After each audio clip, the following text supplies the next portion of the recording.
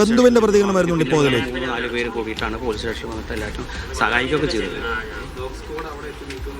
ആ ലേഡി നടന്നൊക്കെ പിന്നെ എവിടെ പോയി കണ്ടില്ല, പിന്നെ എവിടുന്നാ വന്നതെന്ന് അറിയില്ല. മലയാളം സംസാരിക്കുന്ന ലേഡിയാ? ആ, രണ്ടുപേരും മലയാളം കുറേശ്ശെ സംസാരിക്കും, നല്ല സംസാരിക്കില്ല. അവരോട് നിങ്ങൾ സഹായം ആവശ്യപ്പെട്ടു? അല്ല, അവർ പിന്നെ ഞങ്ങൾക്ക് ഹെൽപ്പ് ചെയ്യുക ചെയ്തത്. ഫുൾ ടൈം പോലീസ് സ്റ്റേഷനും എല്ലാം സംസാരിക്കാനും നമുക്ക് കന്നഡ അറിയില്ലല്ലോ. അപ്പോൾ അത് കാരണം പോലീസ് സ്റ്റേഷനിൽ പോയിട്ട് ഈ പിള്ളേരെയൊക്കെ പിന്നെ ഇതാക്കുമ്പോൾ അതിനൊക്കെ സഹായിച്ചവർ. നിങ്ങളെപ്പോഴാണ് തിരിച്ചുവിടെ? ഞങ്ങളന്ന് പിന്നെ പോലീസിൽ അവിടെ ഞങ്ങളെല്ലാവരും പിന്നെ ഫോൺ നമ്പറും ആധാർ കാർഡൊക്കെ വാങ്ങി വെച്ച് ഞങ്ങൾ അന്ന് 7-ാം തീയതി രാത്രി 8-ാം തീയതി പുലർച്ചെ 3 മണിക്ക് അവിടെ നിന്ന് പോകുന്നത്. അന്വേഷണ സംഘത്തിന്റെ ഭാഗത്തു നിന്നും തുടക്കത്തിലൊരു വീഴ്ച തുടക്കത്തിൽ വീഴ്ച ഉണ്ടായിരുന്നു. പിന്നെ ഇവിടുന്ന് കേരളത്തിൽ നിന്ന് ഇവിടുന്ന് നല്ല സമ്മർദ്ദം പോയപ്പോൾ പിന്നെ രണ്ടാമത് തുടങ്ങിയതാണ്. മുഖ്യമന്ത്രി അടക്കം ബന്ധപ്പെട്ടില്ല. അങ്ങനെ പറയുന്നത് കേട്ടത്. MLA യുമായി ബന്ധപ്പെട്ടപ്പോൾ അതാ പറഞ്ഞു, MLA മുഖ്യമന്ത്രി അറിയിച്ചു പറ്റുമെന്നാണ് പറയുന്നത്. കാരണം ബന്ധുക്കളും ഒപ്പം ഉണ്ടായവരെല്ലാം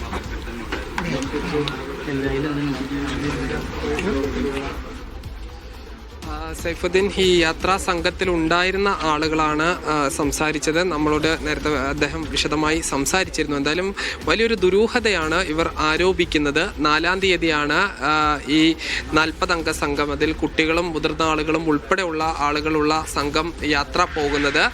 ഈ 7-ാം തീയതി ഈ കുട്ടിയെ കാണാതാകുന്നു. ഈ ചിക്മംഗ്ലൂരുവിലെ ഈ വിനോദസഞ്ചാര കേന്ദ്രത്തിൽ നിന്ന് കാണാതാകുന്നു. അങ്ങനെ ഈ കുട്ടിക്ക് വേണ്ടി വ്യാപകമായ തിരച്ചിൽ, അത് ഈ ആളുകൾ നേരിട്ടും ഡ്രോണിന്റെ സഹായത്തോടു കൂടിയൊക്കെ തിരച്ചിൽ നടത്തിയെങ്കിലും കണ്ടെത്താൻ കഴിഞ്ഞില്ല. പിന്നീട് ഇന്നാണ് ഈ കുട്ടി നേരത്തെ നടന്നിരുന്നതിന്റെ നേരെ എതിർവശത്തെ ഭാഗത്തു നിന്ന് കുട്ടിയുടെ മൃതദേഹം കണ്ടെത്തിയത്.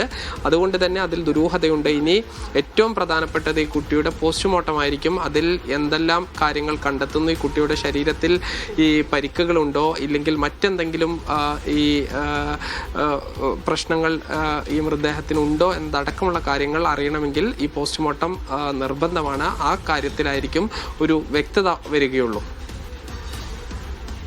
എന്തായാലും മൃതദേഹം ഇപ്പോഴും ഈ കിട്ടിയ സ്ഥലത്ത് നിന്ന്, സ്പോട്ടിൽ നിന്ന് ഹോസ്പിറ്റലിലേക്ക് എത്തിച്ചിട്ടില്ല, കൊണ്ടുവരികയാണ് എന്ന് മനസ്സിലാക്കുന്നു. കഴിഞ്ഞ 3 ദിവസമായി ഡ്രോൺ ക്യാമറകളുടെ കൂടി സഹായത്തോടു കൂടിയുള്ള തെരച്ചിലായിരുന്നു. ഇപ്പോൾ 1500 അടി താഴ്ചയിൽ നിന്ന് ബാബ ബുധാൻഗിരിക്ക് താഴെ ഹർഷന ഗുപ്പയിൽ വെച്ചാണ് ഇപ്പോൾ ഈ മൃതദേഹം കണ്ടെത്തിയത്. മൃതദേഹം ഈ ഹോസ്പിറ്റലിലേക്ക് എന്ന് വെച്ചാൽ പുറത്തേക്ക് കൊണ്ടുവരികയാണ്. ഇപ്പോഴും ഹോസ്പിറ്റലിലേക്ക് എത്തിയിട്ടില്ല എന്ന് മനസ്സിലാക്കുന്നു. ഇനി അങ്ങനെയെങ്കിൽ ഇൻക്വസ്റ്റും പോസ്റ്റ്മോർട്ടവും ഒക്കെ കഴിഞ്ഞതിന് ശേഷമാണ് ഇപ്പോൾ പോലീസ് തന്നെ സാജിദ് ഈ പോലീസ് തന്നെ ഇതിപ്പോൾ വീണതാകാമെന്ന സാധ്യത പോലീസ് തന്നെ തള്ളിയിരുന്നു എന്ന സൂചനയൊക്കെ കുടുംബം തന്നെ നേരത്തെ പറയുന്നത് കേട്ടു. അപ്പോൾ പോലീസിന് തന്നെ ഇക്കാര്യത്തിൽ നേരത്തെ സംശയം തോന്നിയിരുന്നു. അപ്പോൾ 3 ദിവസമായല്ലോ തെരച്ചിൽ തുടങ്ങിയിട്ട്.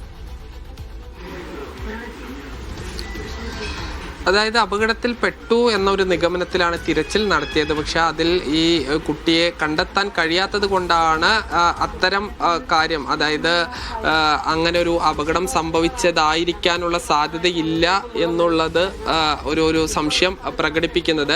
അതായത് സ്വാഭാവിക അപകടമാണെങ്കിൽ അവിടുത്തെ വനം വകുപ്പിന് കൃത്യമായ അതിൻ്റെ വഴികളെല്ലാം അറിയാം. അതിന് താഴ്ഭാഗത്ത് തിരച്ചിൽ നടത്തുന്നു, എന്നിട്ടും കണ്ടെത്താൻ കഴിഞ്ഞില്ല. പിന്നീട് ആണ് ഡ്രോൺ ഉപയോഗിച്ചുള്ള തെരച്ചിൽ. അങ്ങനെയാണ് ഇന്നലെ രാത്രിയോടുകൂടി ഇത് അപകടം സംഭവിച്ചതായിരിക്കാനുള്ളൊരു സാധ്യത കുറവാണ് എന്നൊരു നിഗമനത്തിലേക്ക് എത്തുന്നത്. അങ്ങനെയാണ് മറ്റാരെങ്കിലും തട്ടിക്കൊണ്ടുപോയിട്ടുണ്ടാകുമോ എന്നൊരു സംശയത്തിലേക്ക് എത്തുന്നത്. അങ്ങനെ ഇന്ന് ഈ NDRFന്റെ സംഘവും കർണാടക പോലീസും അതോടൊപ്പം തന്നെ പ്രദേശവാസികളും നടത്തിയ തിരച്ചിലാണ് കുട്ടിയുടെ മൃതദേഹം കണ്ടെത്തിയത്. ഈ മൃതദേഹം ഈ കുട്ടി കിടക്കുന്ന, അതായത് കുട്ടിയുടെ മൃതദേഹം ലഭിച്ചിരിക്കുന്നത് ഈ കുട്ടി നിന്നിരുന്ന നേരെ എതിർ ഭാഗത്തു നിന്നാണ്. അതുകൊണ്ടാണ് ആരോ തട്ടിക്കൊണ്ടുപോയി അപായപ്പെടുത്തി ഈ കൊലപ്പെടുത്തിയതാകാം എന്നുള്ളൊരു സംശയം ഉള്ളത്. അത് എന്താണ് എന്നുള്ളത് അന്വേഷണത്തിലൂടെ മാത്രമേ മനസ്സിലാകൂ. അതിൽ പോസ്റ്റ്മോർട്ടം എന്നുള്ളത് നിർണായകമാണ്. ഇൻക്വസ്റ്റിലും പോസ്റ്റ്മോർട്ടത്തിലും ആ കുട്ടിയുടെ ശരീരത്തിൽ എന്തെല്ലാം മുറിവുകളാണുള്ളത്, പരിക്കുകളുണ്ട്, മറ്റെന്തെങ്കിലും ഈ സംഭവങ്ങൾ ഉണ്ടായിട്ടുണ്ടോ എന്നതെല്ലാം തന്നെ അറിയണമെങ്കിൽ പോസ്റ്റ്മോർട്ടം എന്നുള്ളത് വളരെ നിർണായകമാണ്. ആ കാര്യങ്ങൾ ഇനി ഇറക്കണമെങ്കിൽ 1500 അടി താഴ്ചയിലുള്ള കുട്ടിയെ ഈ മുകളിലേക്ക് എത്തിക്കണം. ഇൻക്വസ്റ്റ് ഒരു പക്ഷേ അവിടെ വെച്ച് തന്നെ പ്രാഥമിക ഇൻക്വസ്റ്റ് നടത്തും. തുടർന്ന് ഈ മുകളിലേക്ക് കൊണ്ടുവരികയും മുകളിലേക്ക് കൊണ്ടുവന്ന് തുടർ നടപടികൾ സ്വീകരിക്കും എന്നുള്ളതാണ് നമ്മൾ മനസ്സിലാക്കുന്നത്. എന്തായാലും ആശുപത്രിയിലേക്കും ഈ കുട്ടി വീണ ഭാഗത്ത് നിന്ന് കുറച്ച് ദൂരമുണ്ട്.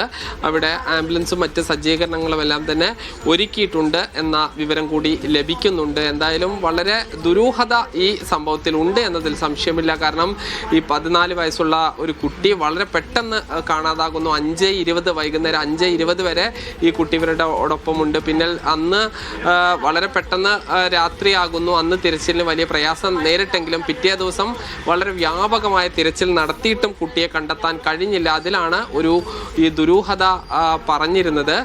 എന്തായാലും കുട്ടിയെ തട്ടിക്കൊണ്ടുപോയി മറ്റേതെങ്കിലും ഒരു ദൂരസ്ഥലത്തേക്ക് കൊണ്ടുപോയിട്ടില്ല എന്നുള്ളത് കൂടി ഈ കുട്ടിയുടെ മൃതദേഹം ലഭിച്ച സ്ഥലത്തിൽ നിന്ന് വ്യക്തമാണ്. ആരാണ് കുട്ടിയെ തട്ടിക്കൊണ്ടുപോയത്, എന്തിനാണ് കുട്ടിയെ തട്ടിക്കൊണ്ടുപോയത്, തട്ടിക്കൊണ്ടുപോയി ഈ കൊലപ്പെടുത്തിയതാണോ അതോ കുട്ടിയെ ശാരീരികമായി മറ്റെന്തെങ്കിലും ഉപദ്രവങ്ങൾ വരുത്തിയിട്ടുണ്ടോ എന്നതടക്കമുള്ള കാര്യങ്ങൾ പോസ്റ്റ്മോർട്ടത്തിലൂടെ അറിയാൻ കഴിയുകയുള്ളൂ. ഈ അന്വേഷണത്തിലൂടെ ഈ കാര്യങ്ങൾ വ്യക്തമാകണം. എന്തായാലും ഒരു വളരെ നിർഭാഗ്യകരമായൊരു സംഭവമാണ്.